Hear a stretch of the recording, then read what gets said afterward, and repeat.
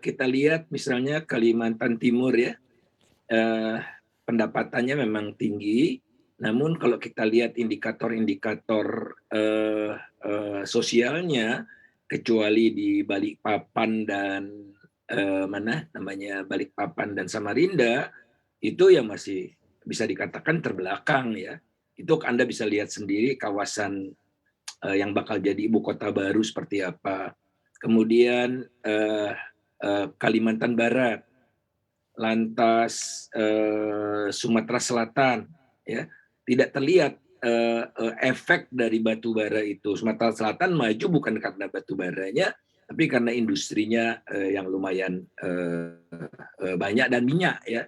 Sumatera Selatan sempat punya minyak. Tapi yang punya batu bara atau tambang lainnya, ini kan, bukan hanya batu bara ya, tapi minerba yang punya nikel, bauksit, emas, Anda bisa lihatlah Nusa Tenggara Barat ya, kemudian Maluku, Sulawesi, ya, pembangunannya, tidak sepadan dengan apa yang mereka miliki begitu.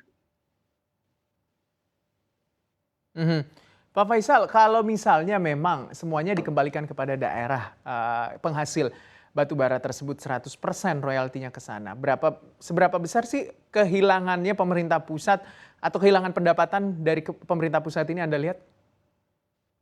Sangat kecil, jadi struktur penerimaan pendapatan, negara itu nomor satu dari, PPH kan, PPH PPN. Itu PPH PPN itu bisa mencakup, berapa ya, kira-kira, 80%-an begitu, ya. Lainnya itu termasuk pajak ekspor dan segala macam itu, 20% saja. Jadi dari situ pun Anda udah bisa, punya bayangan sangat tidak berarti. Mhm, Nah, di mhm, pemerintah pusat itu yang namanya pendapatan pemerintah pusat dari ini namanya, eee, apa namanya, penerimaan, bukan pajak, PNBP. mhm, Nah, jadi tidak boleh di apa namanya, ditargetkan kementerian itu memaksimumkan PNBP. mhm.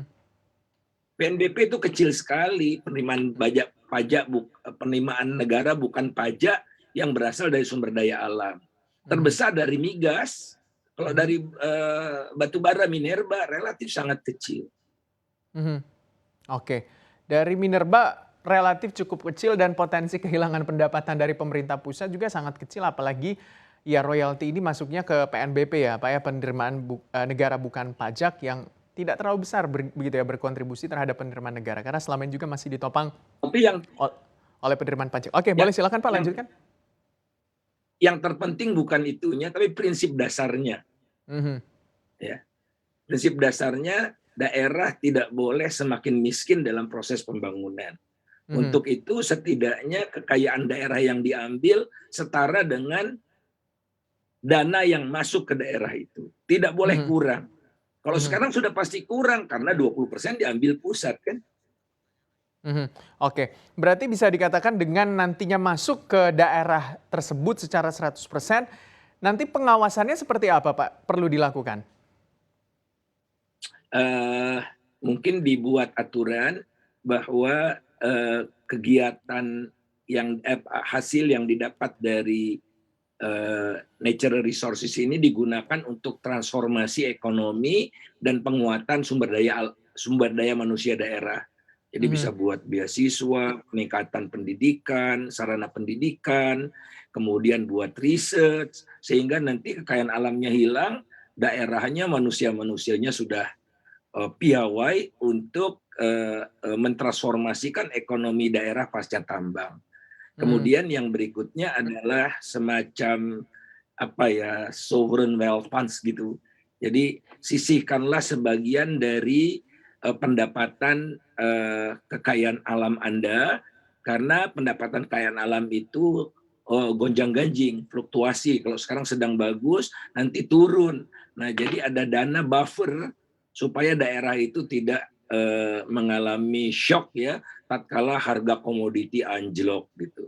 Jadi jangan Mhm. kita berpikir dalam kondisi sekarang yang harga komoditi sedang bagus.